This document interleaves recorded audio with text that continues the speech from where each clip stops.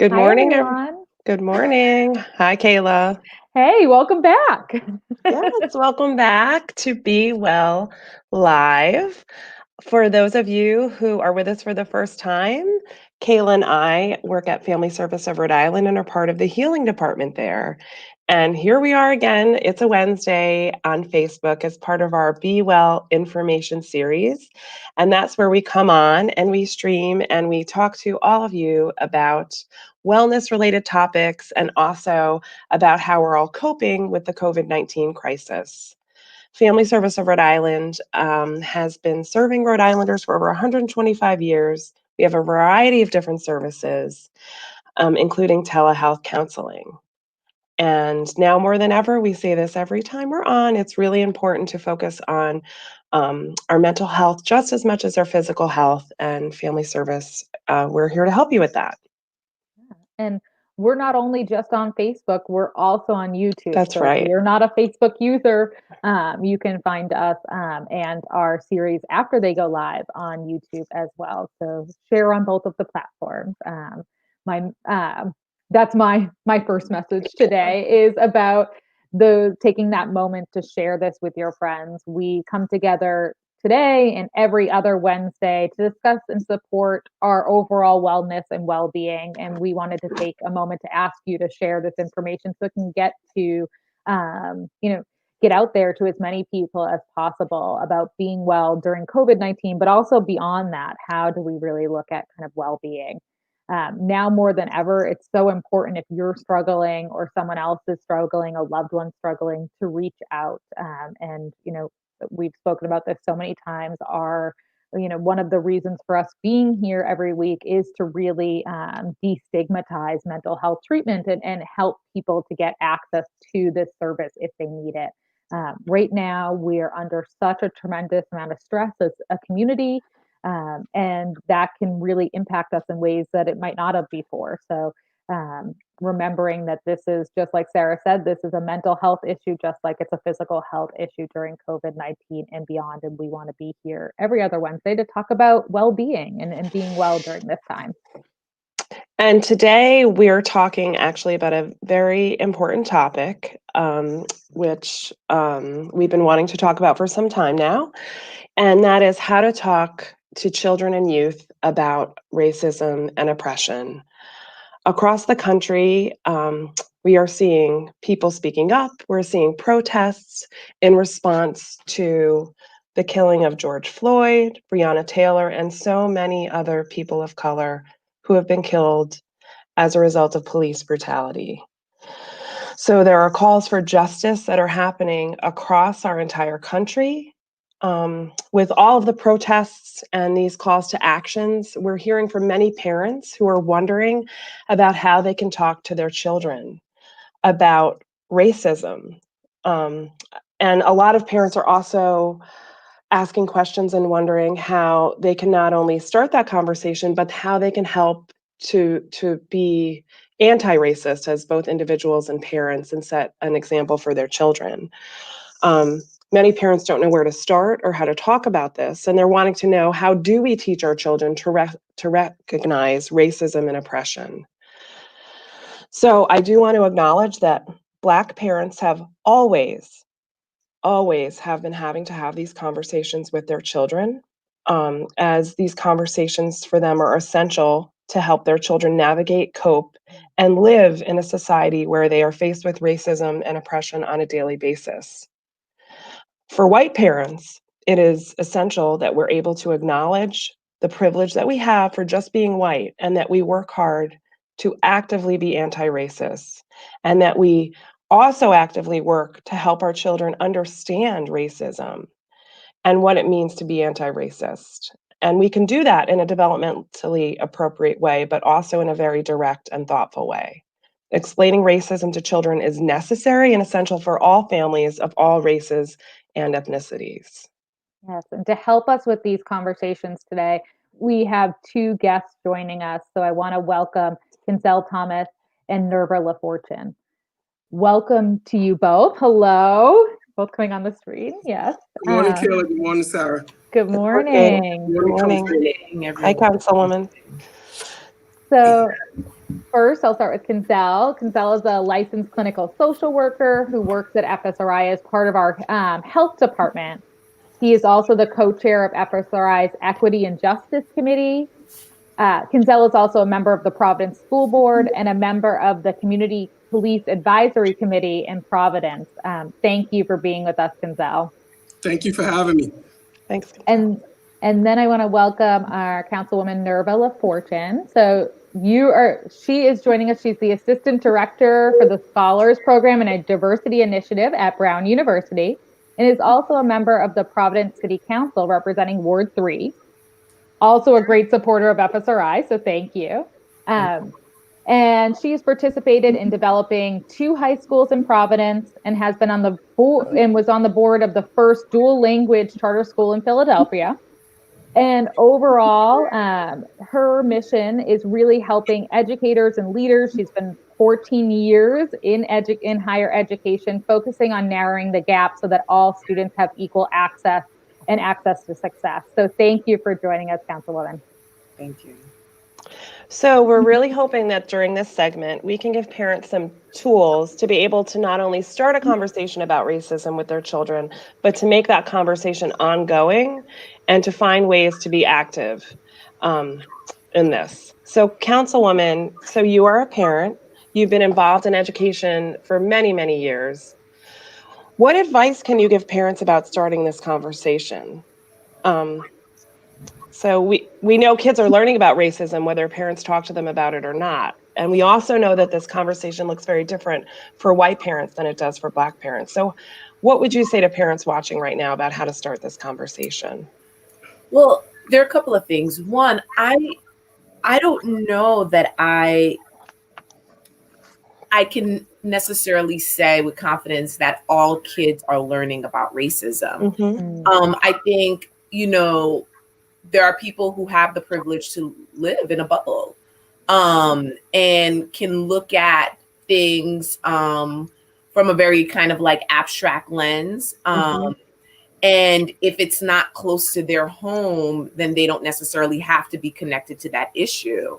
And if within their communities, there aren't many people who don't look like them, who come from different backgrounds or ethnicities or races, it's hard to learn about race when your community is made up of people who look like you, or when those conversations are not happening in your home or at school, and happening in a way that's also that's both affirming but also uncomfortable.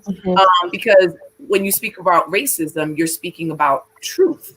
Because part of that racism or discussion around race is also unearthing very disturbing, troubling truth. And many people are not, one, equipped to speak about it, are uncomfortable speaking about it, and or just avoid it.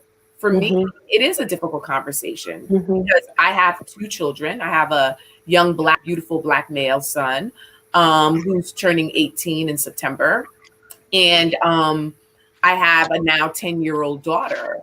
For my son, my conversation about racism sometimes I feel like can be a bit intense.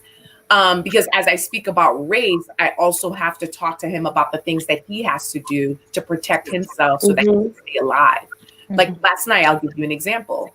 My son, in the midst of a windstorm, is like, I need batteries. I got to go to Walgreens. And he starts to walk out the house with a big book bag. And I said, leave the book bag.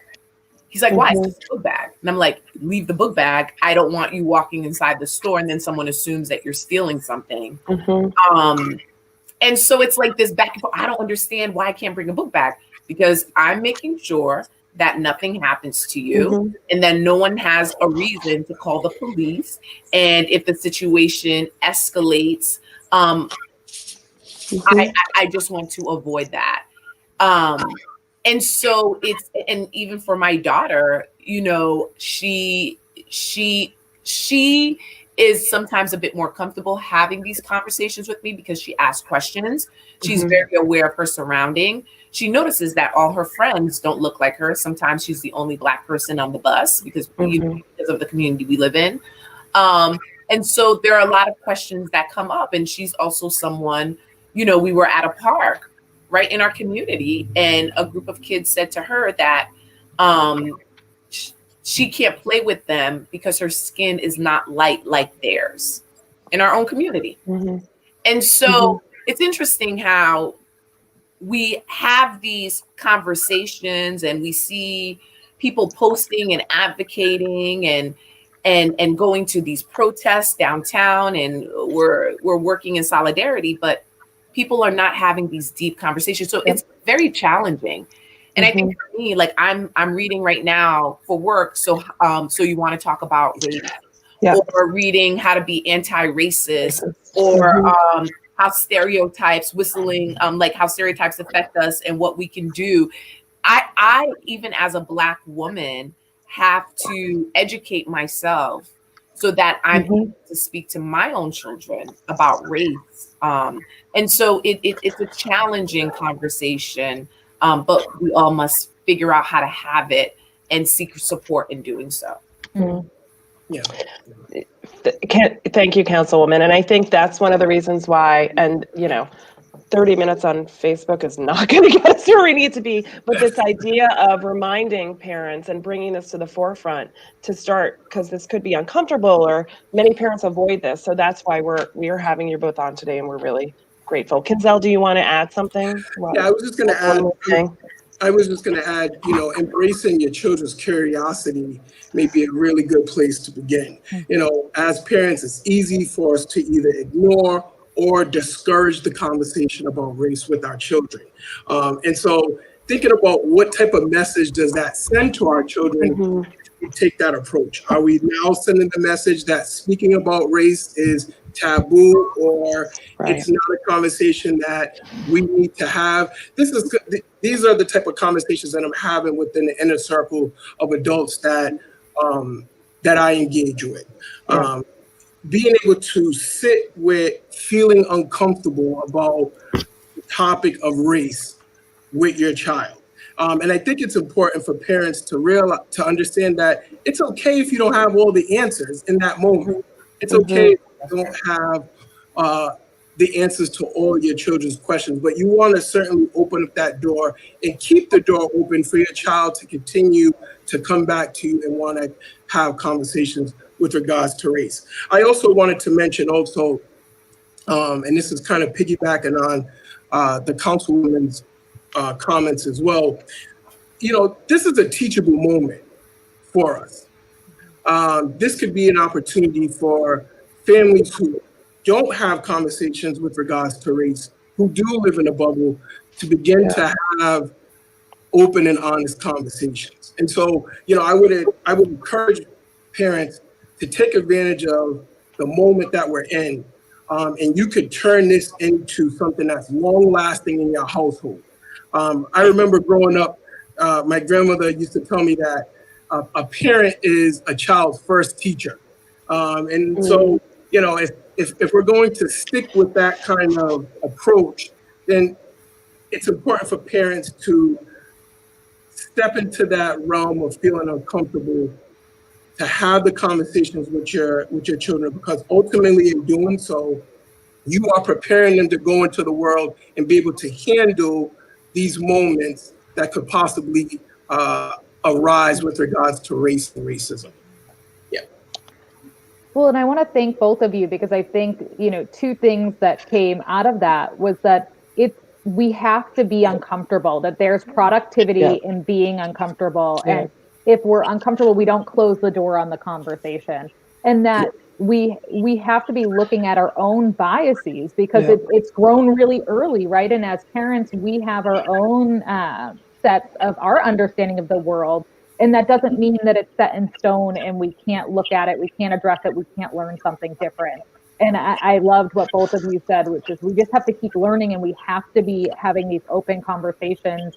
And when we talk about talking to kids, it's all about not ending the conversation, not just having one conversation, but really leaving it open and allowing them to come to us with their curiosities, and using this moment in time where there is so much information out there, and to really have these conversations. If the news is on, the TV's on, pausing it and having those conversations with our children, with our families, really kind of engaging in these what might be uncomfortable conversations to move our society forward. Yes. Yeah. Sarah, did you have something I wanted to No, that's okay. Go ahead, Kayla. It's okay. Sorry. So we're seeing police brutality towards people of color, people and communities of color coming to the forefront. It doesn't mean it hasn't been happening, but we're finally maybe seeing it on every news channel where really this is kind of front and center. How do you suggest parents talk specifically about police violence? We know that, especially for young kids, this can be confusing. We, have historically defined police as people that are supposed to keep us safe, but we know that in many cases, or for many people, that's not the case. So how would you suggest parents have conversations specifically about police violence? Should I start, Councilwoman? Did you? Yeah, I see you smiling. We can't hide the fact that there are police officers who abuse their power and who have caused damage in our communities.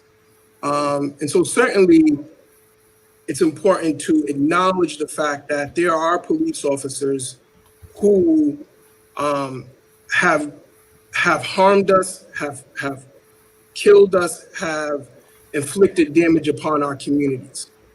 And so when I speak to you, that I certainly lead with the fact that that is something that occurs in our community. Now, is that a representation of all police officers? It may not be. I will be honest. I know some police officers, and I've spoken to some behind the scenes who, are in solidarity with the protests, who want to see their profession viewed differently. And so while all police officers don't represent the few that impact us and cause carnage in our communities, it's important to acknowledge that it takes place. And I think it's vice versa also. Not all people of color are criminals and cause damage and carnage in our communities as well. And so, it's a very difficult question, but I certainly think that parents need to be open and honest with the youth about policing in our communities. I'm happy. I'm writing this one last line you said, Kinzel, not all people of color are criminal. And I think that is one of the major ideologies that puts one race on a pedestal or above the other. And it's usually, and in general, I mean, globally, it's, and historically, we live in a society that has always put the white race above all, right?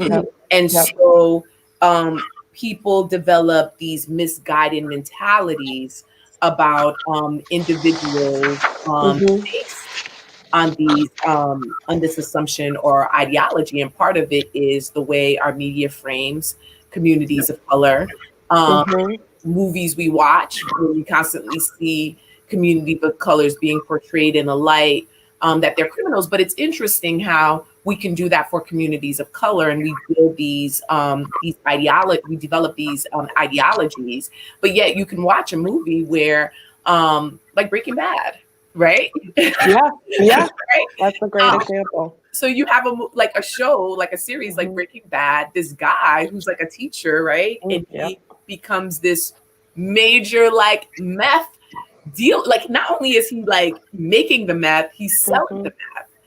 And yet we're not going around assuming that every person who's white is a drug dealer. Yep. But these assumptions are made about people of color, or about immigrants, that all immigrants are criminals and they're, they're here to take advantage of the system. And it's interesting, a few weeks ago, I was listening to a podcast in which Dr. Ibrahim Kendi was on, and what he said was racism, and I'm not quoting it exactly, so I'll paraphrase, but basically he said that racism is repackaged to be used on different groups. Yep. If we think about racism, racism has been used on the Black community, Indigenous community, the immigrant community, the Latinx community, the Asian community, because we tend to forget that, our Japanese community, or anyone who look Japanese, were put in concentration camps right here in America. And so it's, when you talk about police brutality, part of the issue is that we have to embed anti-racist policies in practices in policing, and also in how we attract and hire police officers. We need to make sure that there are training that's happening so people understand how to interact, not just and one thing that Dr. Kendi also said is that racism is not just a Black and white thing, but there's also internalized racism, institutionalized racism. There within even communities of color, racism exists. So really creating policies so that people are being trained to interact with people who are from a different race, because biologically we are all the same. We are human beings, right? It's the thing that makes us different might be the color of our skin, but even within, white communities, some people are a little darker, a little lighter. Some people's hair are brighter. Some have red hair, some have dark hair. We just need to do things from an anti-racist approach, an anti-racist lens, and see people for people, that they're human beings. And just because of the color of your skin or your background doesn't make you different, doesn't make you a criminal. So the policies that we create should just focus on being anti-racist. But as we're seeing in the world, police brutality is real. I mean, it could literally cost you your life. And it goes back to that conversation that you have to have with children. And Sarah mentioned earlier, the conversation that a Black or brown family, particularly Black family, having with their children is very different than perhaps other races. But we do need to have these conversations, and we also need to implement policies to reform the system and to ensure that every approach is an anti-racist approach. Councilwoman, as you're kind of focusing in on kind of institutional racism and training and policies and practices, it does make me think, if we're bringing it back to children and this idea of parents talking to children, our parenting, no matter what race or ethnicity you are, needs to also be anti-racist. That's right. And we know that children, at a very young age, a baby's brain can start to notice differences in skin color, and we know that as kids who are toddlers, as young as 2 to 4, can start to internalize racial bias. So we have a lot of parents that ask us, what age should I start talking to my kids about this? And I think as a parent, and to all the parents out there, it's so important for us to be actively anti-racist in our parenting from the birth of our children. And again, that looks different depending on your circumstances, but how do you are both parents, right? What do you say to parents who think, well, my children don't know about racism when they're in kindergarten? Or what do you say to those parents? Because I do think that there is this avoidance that parents don't want to talk to their kids about this stuff until they're much older. And really, I think that conversation needs to start from birth or those actions. So what do you say to the parents with young children? I think for me, it goes back to, my earlier comment in terms of what message are parents sending to their children if they're not having conversations around race and racism. Yeah. Are you now promoting the stereotypes because you're declining to have these conversations? Right. And so, certainly, there's no one size fits all approach to having these conversations. And, I'm not sure how frequently parents had these conversations with their parents growing up, and then their parents with their parents. So this could be a generational approach to having these discussions. And because the sooner you have them, the frequency in which you have them, hopefully it will make it a lot easier and more comfortable for you to have these conversations. And, if you're uncomfortable as a parent having these conversations, certainly, you could reach out to certain organizations like the Family Services and others that can help guide that conversation for you if you feel like, hey, I may need a hand with this. I love that you said that, Kinzel, because I do think that I think the councilman mentioned this avoidance, right? So avoidance in this topic is rampant. And I think so many times if parents are avoiding it, they don't know what to do. So reaching out, asking a friend, reaching out for help for an agency, I think is a really good idea that maybe some parents wouldn't have thought of. Yeah.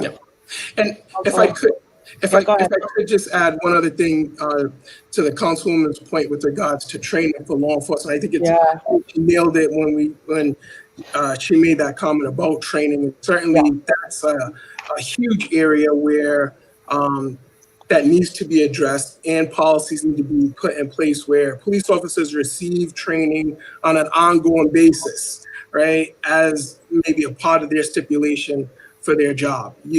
Some of us here that are clinicians, that there are continuing education that we need to have in order to continue to perform at our job duties. That should be the same for law enforcement as well.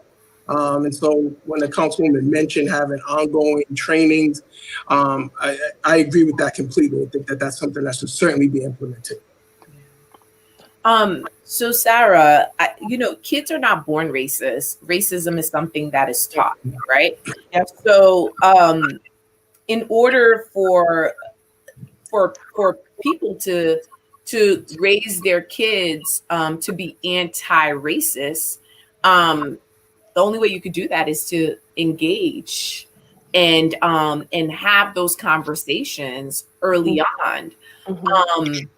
Make sure, think about who is part of your circle. So as a parent, I purposefully ensure that my community is diverse. Mm-hmm. I grew up in Providence, and I grew up on the south side of Providence, which is interesting. And when we first moved to the south side of Providence, it was before the charter was lifted in Providence. It was very diverse, but I still remember moving into our house and our neighbors were white. And they used to call us the N-word. They used to tell us to go back to our country. They broke through rocks in our windows. But it's interesting because my dad would always teach us not to say anything racist or inappropriate to them. And the only thing my dad would say is if they put their hands on you, then, you defend yourself, but you're not going to behave like them. And we grew up very, in a Pentecostal Christian, my dad was a deacon household. But we would still we got our hair done at Candy's, of course, which was owned by a transgender woman. Mm-hmm. And it was just so robust. And so growing up, I always had this curiosity. And when we lived in Philly, my kids, we would have people come over. We had monthly dinners in our house. I hosted a group of kids from students at Drexel from Asia, from China, to have dinner with us. And my circle of friends is purposefully diverse because I want to, make sure that my kids are growing up in a community, in a society where they can see the beauty and diversity and cultures of so many people who may be Christian, Muslim, Black, white, Asian, brown, indigenous, whatever their race may be, and for my kids to learn and grow in that environment, and for them to also be able to have conversations with me and ask questions and ask our friends questions. Right. But we're constantly talking about race. So it's just really important for parents to think about, one, how they're raising their children, what type of environment. And you know what? You can live wherever you are, but make sure that you're doing things continuously from the time your child is in your belly. Start reading books with diverse characters, but have those continued conversations. And more importantly, it is up to you to teach your child how to be anti-racist. Well, I think that is so perfect. I loved that last, all of what you said. Yeah. And I think it comes back to this idea that, in order to parent children who are anti-racist, we need to look at our own biases, our way of thinking about the world. And I loved what you said about, you have to be so intentional about the communities you build around yourself and the communities you build around your children. And I think that goes back to this idea of this active growth mindset that we talk a lot about in therapy, that it's okay to challenge the things that we have learned. And you spoke about kind of media before. How do we begin to talk about media literacy with our children? How do we have those conversations early? And how do we have a diversity in the media that they're presented with, what we're talking about in our home, all of those kind of pieces, but it's really intentional. And we have to be able to keep those conversations going. And for that's so important for parents. So I think, I'll ask this question again, but I think you've already kind of answered it in a lot of ways about what you would say to parents out there who are trying to engage in modeling for their children how recognizing and actively working against racism. You want to go? Well, I think the councilman kicked us off in terms of, looking at your social network and expanding that social network to have diversity. And I think parents can also encourage activism as well, right? Yeah. There are many organizations in our communities that are doing work. And so parents can certainly join their children in some of these groups that are, fighting the good fight. And so those are two of the things that I would say parents could do immediately. And most importantly, keep having the conversation. Continue to have the conversation, even as you're engaged in groups, even though that you're doing things in your home that are anti-racist. Continue to have the conversations as well. Absolutely. Yeah. Absolutely. Racism, if not dealt with, will continue to spread. So it's up to us to, as a community and for parents to stop it. I think in order for parents in the community to stop it, I think it's really important to have these conversations. But yes, starting with our youth, our young people. And I love the point about encouraging activism. I think is so important for young people to understand when they see something and it doesn't feel right, they see that someone is not being treated well, to speak up. And it's also important to talk about the responsibility that comes with activism as well. So that people know, like, this is the commitment that you're making. This is the role that you're choosing to play. And this is the responsibility that comes with it. So I think it's really important for people to understand that. But it's, again, just having these conversations, intentionally intentionally being anti-racist through the material you're reading, what you expose your kids to, the conversations that you have, the people who are in your circle, and also being honest, right? Recognizing your own biases and being able to speak to that as well is really important. Because again, being anti-racist and also talking about racism is also talking about the truth and the very difficult truth. So being honest and also making sure that you check yourself first before you check your children and others. That is true. My daughter reminds me that all the time. She's 10. Councilwoman, 10-year-olds are good at that. I'm one of those too. Yes. Oh gosh, we could talk all day. Okay, if you have time for a couple more questions, I want to think about, we're about to go back to school, however that's going to look for our students. And, I think so much has been focused on COVID-19 and distance learning and hybrid distance learning and all of those things that, I fear that there's going to be a missed opportunity in our schools to be addressing much of what's come to the forefront, in recent months. So I guess my question is, teachers and educators have such a unique role to play in this that it really could be, as Kinzel mentioned earlier, this is like a teachable moment, right?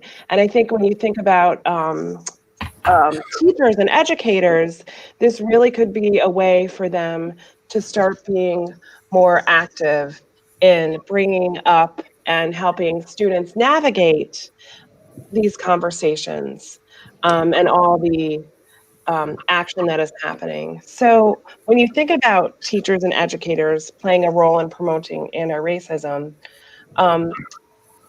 what role can they play, or what comes to your mind when you think about what teachers can bring to this conversation? Yeah. Please, Councilwoman.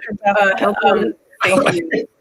So we also have to remember in this, like if we're referencing the state of Rhode Island, if you look at and I'll stick with Providence because I know Providence. Yep. When you look at the population, the demographic of our students versus the demographic of our teachers, very starkly different. Yep. And so our teacher population is not representative of our student population. Correct.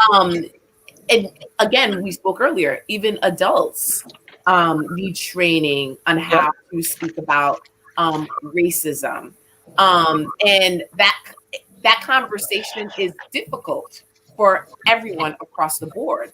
I do think what needs to happen is that we need to invest more in training and development of teachers so that they're able to engage in those conversations, and for us to also invest in bringing experts in to help facilitate those conversations, because not appropriately speaking about racism can be problematic, because you also want to do it, particularly when you're speaking to a marginalized community that experience racism, or racism is inflicted upon them on a regular basis. It's important to speak about it again to also understand the history, and doing it in an affirming way.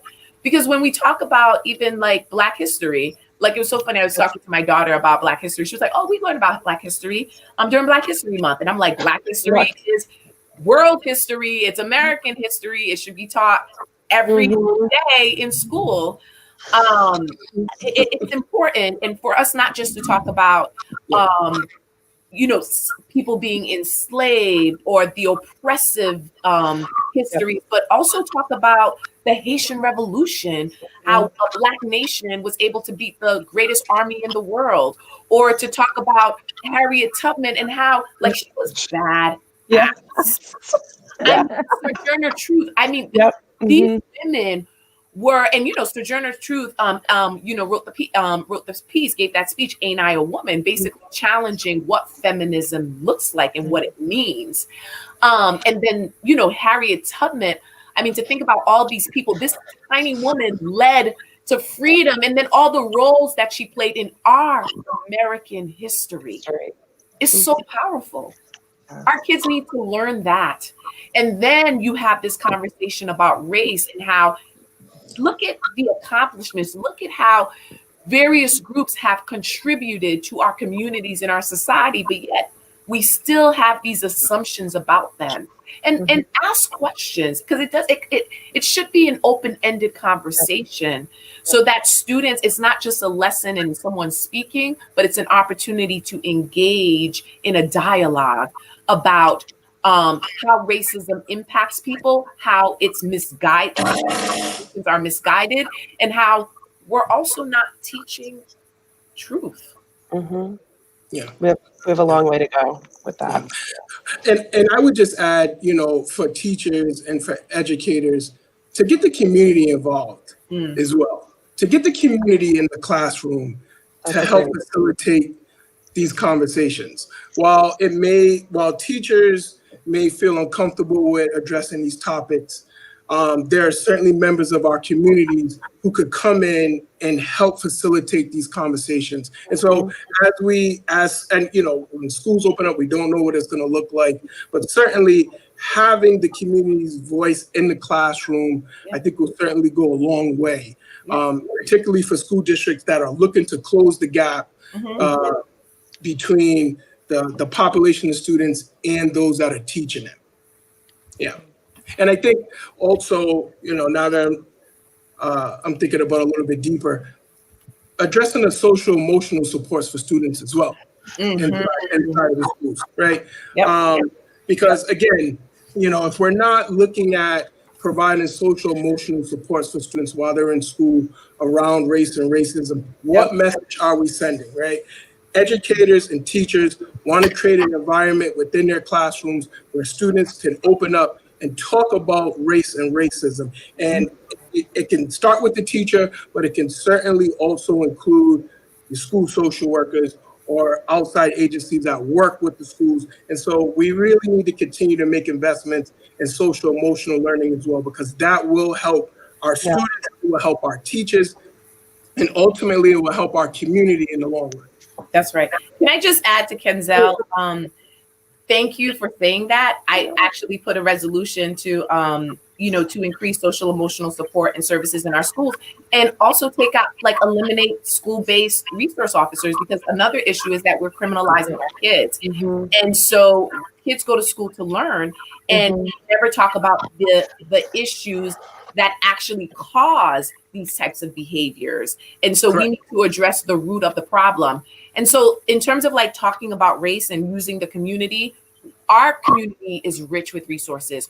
You have Dr. Claire Andrade Watkins, who's a professor who also produced the documentary Some Kind of Funny Puerto Rican, Marco McWilliams, Mr. Keith Stokes. You have the black storytellers of Rhode Island who are constantly telling stories about that incorporate Black culture and so much more. It's so diverse and beautiful, and there's just so many resources. I can go on, and if I didn't name something, I'm sorry, but there's so much here, and we're not utilizing the resources that we have and the history of our local community. So it's a matter of picking up the phone, but also it's a matter of our leaders making that investment to ensure that ethnic studies is embedded within our curriculum. So that is a requirement, and also putting the dollars to support those initiatives as well. Agreed. I just need to say that Providence is very lucky to have you both involved and advocating in the state of Rhode Island. So I just wanted to say that. So thank you both for all that you do. Yeah. And before we close out, because we don't usually go this long, but this conversation has been so valuable, and it is just, I always tell people all of these conversations are just the tip of the iceberg, right? This is hopefully going to engage people and wanting to have these conversations, wanting to reach out. And so my hope is that the more information that we're able to get out there, the more that people search out that information. And I think you just spoke to so many resources that we have right here in Providence, and that is that we should be utilizing. We definitely when it comes to education in our schools. So thank you so much. But before we close out this segment, is there anything we missed? Any kind of final thoughts that you want to address before we end today? I just want to thank the two of you for putting this together. Certainly, continuing to have these type of conversations is needed to push the envelope forward. And I appreciate having the opportunity to come on and share my thoughts and with regards to the conversation. And so, for parents going forward, I think if there's anything that you take away from this, it's certainly continuing to have that conversation with your children. Yes, it will be uncomfortable. Yes, it will be difficult, but certainly the more you do it, the more comfortable you get with it, it will certainly benefit your children in the long run. And don't forget, you're not in this alone. There are resources in your community that you can tap into to help you navigate through these conversations. Yep. Absolutely. I'll just leave by saying, I'll first provide a quote by Dr. Kende, in which he says, like fighting an addiction, being an anti-racist requires persistent self-awareness, constant self-criticism, and regular self-examination. Being anti-racist and teaching about racism and teaching our kids to be anti-racist requires us to also be self-aware and to examine our behaviors and the things that we say and the things that we do, and to ask ourselves, are we also being anti-racist? But these ongoing, so I thank you and Family Services of Rhode Island for having this ongoing conversation. I think it's much needed. I just hope that everyone also not only speaks about it, but also act upon it. But more importantly, again, going back to examining yourself and also looking at, the way that you're doing things and asking yourself, are you also being anti-racist? Are you approaching the work that you do from an anti-racist lens or perspective? Because it requires all of us. In order to change our society and to reform the system, it requires all hands on deck. Agreed. Agreed. Thank you. Thank you so much. We are, to echo Sarah, we are all so lucky to have you here in our community, and we're lucky to have your support at FSRI. And Kinzel, we're lucky to have you at FSRI. So thank you both so much for coming on. Be well. And we hope to talk to you soon. Thank you. Thank you both. Bye.